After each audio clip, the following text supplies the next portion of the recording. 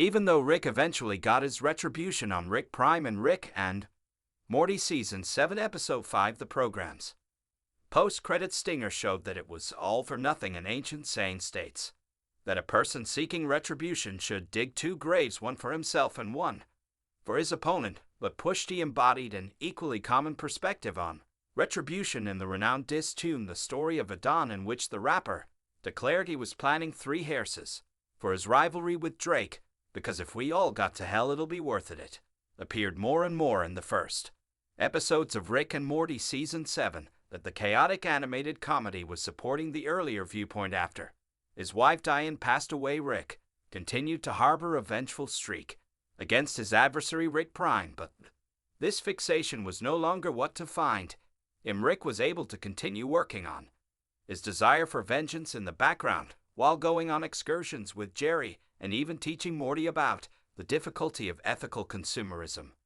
But as UN and Morin, the 5th episode of Rick and Morty Season 7 demonstrated, Rick's struggles to overcome Rick Prime continued to define him, and the episode's conclusion only served to accentuate this. The death of Slow-Mo disproves Rick's theory. Rick Prime imprisons Rick, Evil Morty, and Rick and his lair at the conclusion of Rick and Morty Season 7 Episode 5 UN and Morin, and has them watch while he murders Rick's relative Slow Mobius. Then, in a startling turn of events that completely ruined the Rick Prime plot in Rick and Morty Season 7, Evil Morty vanquished Rick Prime and abandoned Rick to murder him. Rick feels hollow on the inside following his Pyrrhic victory over his foe. To make matters worse, the episode's Tinger after the credits reveals that Rick feels so chilly and dissatisfied by his quest because he made the wrong decision in life years ago. Similar like Rick's Slow Mobius widow sets out to exact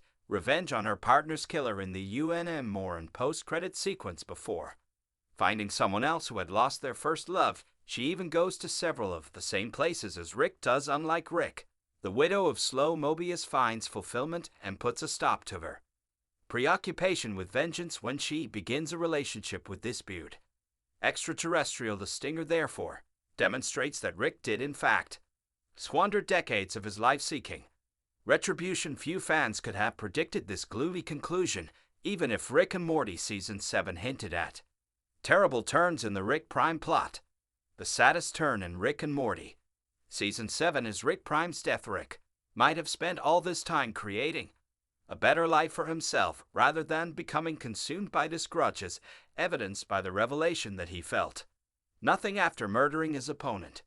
This was reinforced by the montage that followed, in which Rick sat and watched the Smith family go about their daily lives with an empty blank expression, and the actual death scene of Rick Prime, which was a protracted, depressing SLO.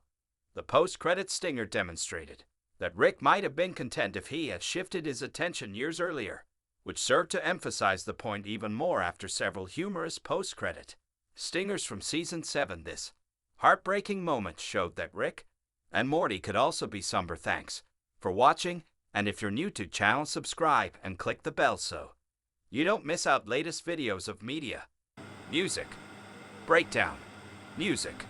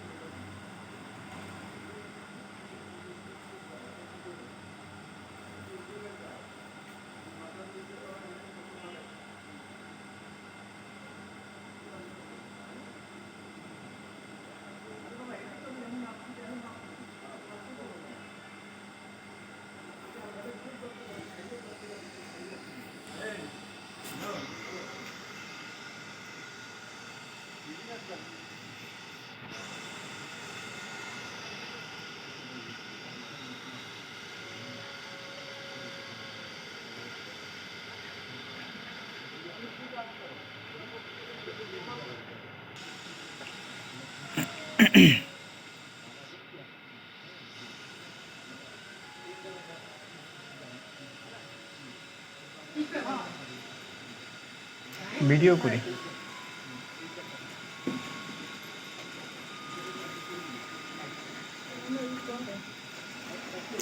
চলবে আরও, ওই যে pipe সব কটা গাড়বে এর পরে।